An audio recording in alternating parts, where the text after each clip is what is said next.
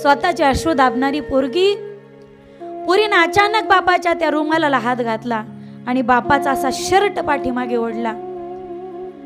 बापाच्या अश्रूचा बांध फुटला आणि बाप एका त्या सीटवरती डोकं ठेवून डसाडसा रडू लागला. सामान्य नवरीची ज्याप्रमाणे बिदाई होते ना, ज्याला वाट लावणं म्हणतात, माझ्या आई साहेब रुक्मिणी मातेची सुद्धा बिदाई भीमक राजा करतात.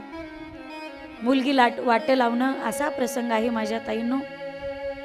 कितीही निर्दयी बाप असेल, किती दगडाचं अंतःकरण असणारे व्यक्ती असेल, पण तो प्रत्येक व्यक्ती आपल्या पोरीला वाट लावत असताना रडतो. भलेही जोपर्यंत पोरगी माहेरी तोपर्यंत बाप पोरीला शब्द बोलत नसेल. पोरगी बापाला एवढी घाबरते, बापाच्या समोरही येत नाही. पण ज्या दिवशी पोरगी नवऱ्याच्या घरी कन्यादान करून जाते ना, किती निर्दय बाप असेल. अरे जनकासारखा विदेही महात्मा रडला जानकीला वाट लावत असताना, कानवासारखे मुनी रडले शकुंतलेला वाट लावताना, तुकोबारायांसारखे विदेही आणि वैराग्यमूर्ती महात्मे रडले भागीरथीला वाट लावत असताना, स्वतः पर्वत असताना हिमालय सुद्धा रडले पार्वतीला वाट लावत असताना. आणि आज भीमक राजा सुद्धा रडतोय आपल्या रुक्मिणी नावाच्या पुत्रीला, आपल्या मुलीला वाट लावत असताना.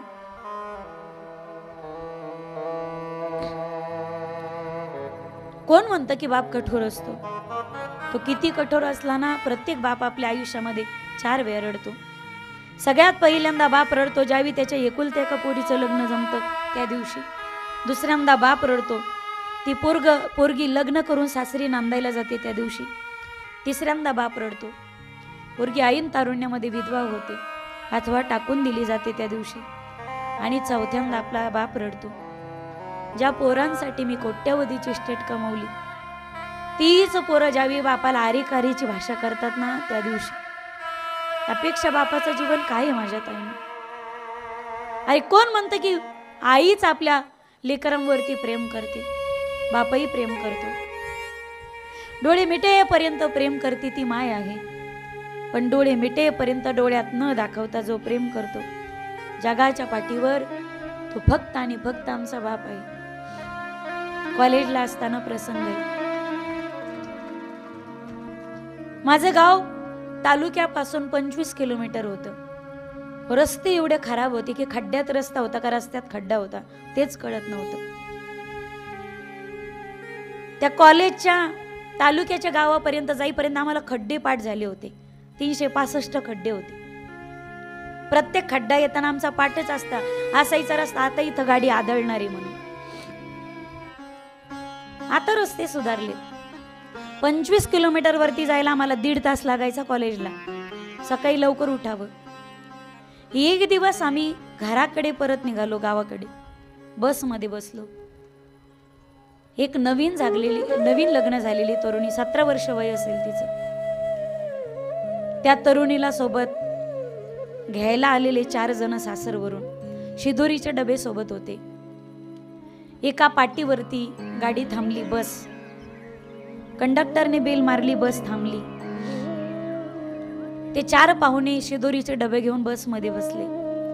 ती पोरगी रडत होती, बाबा मी जाणार नाही बाबा, मला अजून काही दिवस माहेरी राहायचे. त्या घरचे माणसं मला माहिती नाहीत, माझं कसा निभावं लागेल बाबा.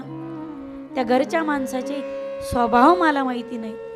बाबा सांगा ना या पाहुण्याला की मला ठेवा येते म्हणून. बाप समजावून सांगत होता. स्वतःच्या गळ्यातल्या रुमालाने तिचे डोळे पुसत होता. बेटा असं करून चालणार नाही, मी आणखी 4-5 दिवसांनी तुला भेटायला येतो, पण बाळ असं करू नको, जावं लागतं, तुला जावं लागेल. प्रत्येक पोरीला लग्न करून सासरी आयुष्यभर नांदावं लागतं बापाच्या इज्जतीसाठी. तुला जावं लागेल राजा. आज काळ बदलला ग माझ्या ताईंनो. आज आपण समजूतदार होतो. एक विशिष्ट वयामध्ये सगळ्या गोष्टी कळतात आपल्याला, नातेगोते कळतात आपल्याला. अगोदर त्या पोराशी बोलता येतं, त्याला काही गोष्टी ठरवता येतात, तुला असं करावं लागेल, मला तुला शिकू द्यावं लागेल, मला क्लास करावे लागतील, मला अमुक अमुक क्लास करायचा आहे, लग्न झालं की तुला घेऊन मला तालुक्याच्या गावी रूम करून राहावं लागेल, मी घरी काम करणार नाही, तुझ्या आई वडिलांसोबत राहणार नाही, या सगळ्या गोष्टी आपण बोलून दाखवतो आता. पण तो काळ पाहिजे 4-5 वर्षाच्या आधीचा. 17 वर्षाची पोरगी होती. नाते गोते काय हे समजण्याच्या अगोदर अल्लड असणारा स्वभाव आणि त्या स्वभाव असणारा त्या कमी वयामध्ये आपल्या आईचं आपल्या आजीचं लग्न झालं. ज्याला नाते गोते काय म्हणजे हे सगळं कळण्याच्या अगोदरच ती पोरगी विनवणी करत होती, बाबा मी जाणार नाही, बेटा जावं लागेल तुला. कसं बस बापानी समजूत घातली, पोरीच्या हाताला धरलं, एका बाजूने पोरीच्या असं खांद्याला पकडलं आणि बाप बरंच तिला ओढत होता. त्याला ते पाहुणे बघत असताना ना त्याला कुठेतरी शर्मेने मान खाली घालत होता, तो बळच पोरीला ओढत होता. बापाने बसच्या पायरीवरती पाय ठेवला, पोरीला हाताला धरून ओढलं, तिला बळच ओढत ओढत घेऊन गेला आणि एका ठिकाणी सीटवरती तिला बसवलं. बापाचा कंठ दाटून आला, डोळ्यात पाणी आलं. फक्त आता आशू वाट पाहत होती, आता कुठून तरी आम्हाला वाट करून द्यावी. त्या डोळ्यातलं पाणी कडांपर्यंत येऊन थांबलेलं होतं. बापाने डोळ्याच्या पापण्या लावल्या, पटकन दुसरीकडे तोंड केलं, समोर तोंड केलं, पोरीकडे पाठ केली, रुमाल डोळ्याला लावला आणि बाप डोळे पुसू लागला. पोरगी सीटवर बसली, पण पोळीच्या डोळ्यात सुद्धा पाणी होतं. माईबाप कंडक्टरचा हात बेलला गेला होता, पण बेल वाजवण्याची हिम्मत कंडक्टर मध्ये होत नव्हती. समोरचा तो ड्रायव्हर स्टेअरिंग वर हात होते, पण पाठीमागे वळून पाहत होता की कंडक्टर बेल का मारत नाही.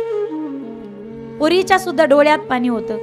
बापाने आता डोळ्याला रुमाल लावला होता आणि आतापर्यंत गप्प असलेला तो बाप, आतापर्यंत बापाच्या धाकाने स्वतःचे अश्रू दाबणारी पोरीने अचानक बापाच्या त्या रुमालाला हात घातला आणि बापाचा असा शर्ट पाठीमागे ओढला.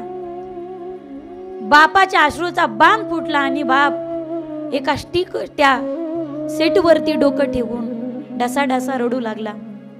पोरगी उठून उभी राहिली, बापाचा शर्ट ओढला. बापाने पोरीकडे पाहिलं, पण पोरीच्या डोळ्यात डोळे घालण्याची हिंमत बापामध्ये होत नव्हती. पोरीनं बापाला जवळ ओढलं, बापाच्या कमरेला मिठी मारली आणि ती 17 वर्षाची कोवळी सासूरवासीन ढसाढसा रडू लागली. बाप पोरीची समजूत घालत होता, बाळ रडू नकोस बाळ, 4 दिवसांनी मी तुला घ्यायला येतो ना बाळ, मी दररोज तुला सकाळ संध्याकाळ फोन करेल ना बाळ, तुला जावं लागेल राजा, तुला जावं लागेल. पोरगी म्हणत होती, बाबा मी जाणार नाही बाबा, नका ना मला पाठवू. फक्त पोरगीच रडत नव्हती माझ्या ताईंनो, फक्त बापच रडत नव्हता, तर त्या पोरीला घ्यायला आलेले शिदोरी घेऊन चाललेले 4 पाहुणे सुद्धा रडत होते. कंडक्टरचा हात बेलवरती होता, बेलवरती हात धरून तो कंडक्टर सुद्धा रडत होता. अरे अख्खी बस रडत होती. आणि समोर पाहिलं ना तर त्या स्टीअरिंग वरती डोकं टेकून तो ड्रायव्हर सुद्धा रडत होता. बराच वेळ झाला. अरे 5 मिनिटं झाले, 10 मिनिटं झाली, 15 मिनिटं झाले, केवळ 2 मिनिटासाठी थांबलेली ती बस 15 मिनिटं झाली तरी निघायला तयार नव्हती. कशी तरी बापाने समजूत घातली. बसमध्ये काही महिला होत्या, त्या महिलांनी त्या पोरीची समजूत घातली. पोरगी शांत झाली. बापाने वचन दिलं पोरीला, 4-5 दिवसांनी तुला भेटायला येणार आहे मी. आणि ते वचन घेऊन ती पोरगी सीटवर बसली. बाप खाली उतरला.